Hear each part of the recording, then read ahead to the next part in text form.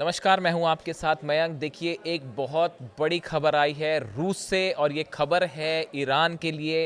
रूस के एक रॉकेट से ईरान का एक सैटेलाइट अब से कुछ देर पहले स्पेस में सफलतापूर्वक लॉन्च किया गया है। देखिए, ईरान के स्पेस कार्यक्रम के लिए, स्पेस प्रोग्राम के लिए ये बहुत बड़ा अचीवमेंट माना जा रहा है।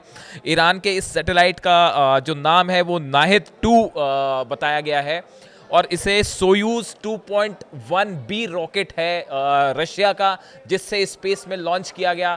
देखिए, ये एक हफ्ते के अंदर दूसरा बड़ा अचीवमेंट है ईरान के लिए। हमने देखा, मैंने आपको वीडियो में दिखाया था कि कैसे कासिद जो रॉकेट है ईरान का, उसका सफल टेस्ट किया गया था और ईरान ने ही इस रॉकेट को पूरी तरह से डोमेस्टिकली इसको डेवलप किया था। उसका सफल टेस्ट हुआ अब से 4-5 दिन पहले और देखिए, अब से कुछ घंटे पहले ही ये खबर आई है कि रूस का जो रॉकेट है उससे एक ईरान के सैटेलाइट को, जो कि कम्युनिकेशन सैटेलाइट है, इसे स्पेस पर लॉन्च किया गया है। देखिए, जो खबर बाहर आई, हम आपको एग्जैक्ट बताएं।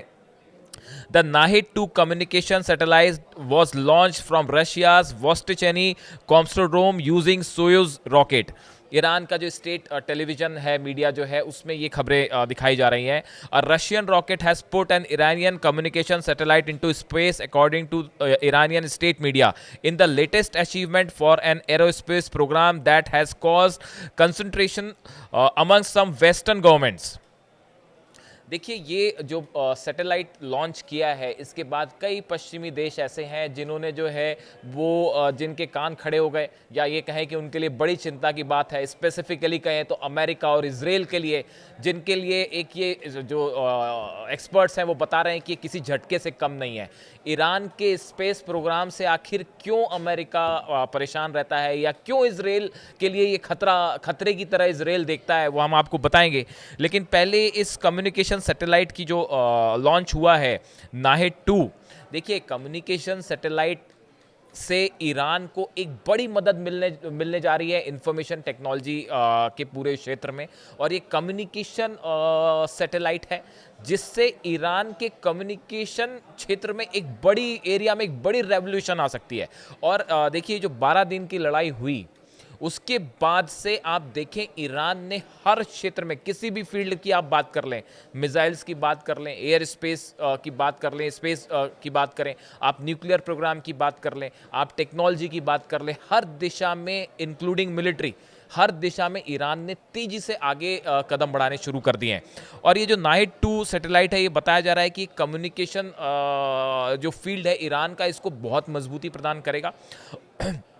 और सबसे बड़ी बात यह है, जो सबसे गौर करने वाली बात है, the launch was announced shortly before nuclear talks between Iran and Britain, France and Germany began Istanbul. Istanbul में यूरोपीय देशों के साथ ईरान की चर्चा चल रही है न्यूक्लियर टॉक्स को लेकर, न्यूक्लियर बातचीत को लेकर। वो बातचीत शुरू होती उसके चंद घंटे पहले, या कहें आप चंद मिनट पहले, रूस की तरफ से ये अनाउंसमेंट होता है कि भाई, हमने जो है ईरान के एक सैटेलाइट को सफलतापूर्वक स्पेस में पहुंचा दिया है। अब आप इसकी टाइमिंग देखिए, ये एक बड़ा मैसेज दिया गया है ईरान की तरफ से। अभी हमने देखा था अपने पिछले वीडियो में, हमने डिटेल में आपको बताया था कि कासिद जो रॉकेट है, देखिए आज जो लॉन्च हुआ, सरल शब्दों में समझिए, आज जो लॉन्च हुआ है वो एक सैटेलाइट है जो कि रशिया के एक रॉकेट ने, सोयूज जो रॉकेट है, सोयूज 2.1 बी रॉकेट, उससे स्पेस पे लॉन्च किया गया है। और 4-5 दिन पहले जो ईरान ने टेस्ट किया था, वो रॉकेट था जिससे सैटेलाइट ले जाए जाते हैं। तो आप देखिए, रॉकेट का टेस्ट ईरान ने खुद किया, जो कि उसने खुद बनाया है, और जो सैटेलाइट लॉन्च है वो रशिया के रॉकेट से किया गया। अब देखिए, गौर करने वाली बात, इसको समझिए कि न्यूक्लियर टॉक्स को लेकर एक तो ईरान ने अपना स्टेटस साफ कर दिया है। जो विदेश मंत्री हैं, उनकी तरफ से अब्बास अराक्ची साहब, उन्होंने इस बयान देके ये बात साफ कर दी है कि किसी भी हालत में ईरान न्यूक्लियर डील को लेकर कोई समझौता नहीं करेगा। बात नंबर 1। बात नंबर 2, उन्होंने ये भी कह दिया कि अब ये ईरान की प्रेस्टीज का सवाल है, ईरान के स्वाभिमान और सम्मान का सवाल है, और कोई समझौता नहीं होगा। और देखिए उसका मैसेज कैसे दिया गया, एक हफ्ते के अंदर रॉकेट लॉन्च, एक हफ्ते के अंदर सैटेलाइट स्पेस में है। ये बड़ा मैसेज है अमेरिका को, ये बड़ा मैसेज है इजराइल को, ये बड़ा मैसेज है यूरोप को कि आप चाहे जो करें, आपके सामने हम झुकने वाले नहीं हैं। अब देखिए, इसके पहले भी अगर हम स्पेस प्रोग्राम की बात करें चामरान 1 जो है इसका सैटेलाइट था जो कि 60 किलो का बताया जाता है। ये जो है पहला सैटेलाइट था जो ईरान ने लॉन्च किया था। ये काफ़ी पुरानी बात हो गई। उसके बाद ये जो रॉकेट था ये गैम 100 रॉकेट था जो कि ईरान ने डेवलप किया था। उसकी मदद से ये IRGC ने इसको डेवलप किया था, जो पहला सैटेलाइट था इन्होंने वो लॉन्च किया था। इसके बाद से देखिए ईरान का जो स्पेस प्रोग्राम है वो आगे बढ़ता रहा है धीरे धीरे, अमेरिका की तरफ से बैन लगते रहे उस पर। लेकिन अब आप ये बात समझिए कि आखिर इससे अमेरिका और इसराइल को दिक्कत क्या है। बताया ये जाता है कि जब आप कोई सैटेलाइट लॉन्च करते हैं या उसके रॉकेट की जो टेक्निक होती है, ये बेसिकली इंटरकॉन्टिनेंटल बैलिस्टिक मिसाइल बनाने की ही टेक्निक है जो उसमें ICBM में यूज़ होती है। देखिए, आपने कोई रॉकेट लॉन्च किया, यानी आप स्पेस पे जा पा रहे हैं, आप स्पेस में एटमॉस्फेयर के बाहर जा पा रहे हैं। अगर हम सरल शब्दों में कहें, ICBM किस टेक्निक पे काम करता है, वो स्पेस पे जाएगा, फिर उसके बाद एटमॉस्फेयर में री एंटर करेगा। आप स्पेस पे गए, जीरो ग्रेविटी पे गए, उसके बाद आपने री एंटर किया। ये जो री एंटर टेक्नोलॉजी है, इसको बनाने में, इसको डेवलप करने में बहुत मददगार साबित होता है ये रॉकेट लॉन्चिंग जो मेथड्स होती हैं। इसीलिए अमेरिका चिंता करता है, इसीलिए इजराइल परेशान होता है कि अगर ईरान के पास लॉन्ग रेंज बैलिस्टिक मिसाइल तो है ही, लेकिन अगर ICBM आ जाती है तो क्या अमेरिका भी ईरान की रेंज में आ जाएगा। इसीलिए ईरान के स्पेस प्रोग्राम को लेकर वेस्टर्न कंट्रीज, अमेरिका, इजराइल हमेशा से सवाल खड़े करते रहे कि कहीं ये बड़ी मिसाइल्स, अगर long range ballistic missile Iran ने हासिल कर ली टेक्निक, तो उसके बाद क्या होगा। जो कासिद रॉकेट हमने देखा जो अभी 4 दिन पहले यूज़ हुआ, हाइब्रिड रॉकेट था, बहुत आधुनिक रॉकेट था, न्यू टेक्नोलॉजी पे बेस्ड था, और वो पूरी तरह से सफल हुआ है। उसका जो परीक्षण है, टेस्ट है, वो पूरी तरह से सक्सेसफुल बताया जा रहा है। देखिए, ओमेद बताया जा रहा है कि ओमेद इनका जो रॉकेट था वो फर्स्ट डोमेस्टिकली मेड सैटेलाइट था, जो कि 2009 में इसको लॉन्च किया गया था फरवरी में।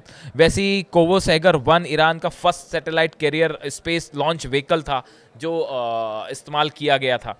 इस तरह से आप देखें अगर कि पिछले कुछ समय में, खासकर इस 12 दिन की लड़ाई के बाद, आप किसी भी क्षेत्र की बात कर लें, बहुत तेज़ी से ईरान ने अपने इरादे साफ कर दिए हैं कि अब किसी भी दबाव में नहीं आना है, किसी की परमिशन का इंतज़ार नहीं करना है, किसी का लिहाज नहीं करना है, और तेज़ी से अपने लक्ष्य की तरफ आगे बढ़ना है। लेकिन साथ ही साथ ईरान, देखिए, डिप्लोमेटिक स्तर पे भी अलग थलग नहीं पड़ने जा रहा है। ईरान डिप्लोमेटिकली भी बातचीत करने के लिए तैयार है। ईरान ये भी कह रहा है कि आप हमारा सम्मान करें, आप हमला ना करें, आप हम पे दबाव ना डालें, हम आपसे बातचीत करने के लिए तैयार हैं। यानी डिप्लोमेसी भी चल रही है और साथ ही साथ स्पेस सैटेलाइट भी पहुंच रहे हैं, रॉकेट टेस्ट भी हो रहे हैं, मिसाइल प्रोग्राम भी आगे बढ़ रहा है, और न्यूक्लियर प्रोग्राम की तो आप बेहतर समझ पा रहे हैं कि क्या हो रहा है।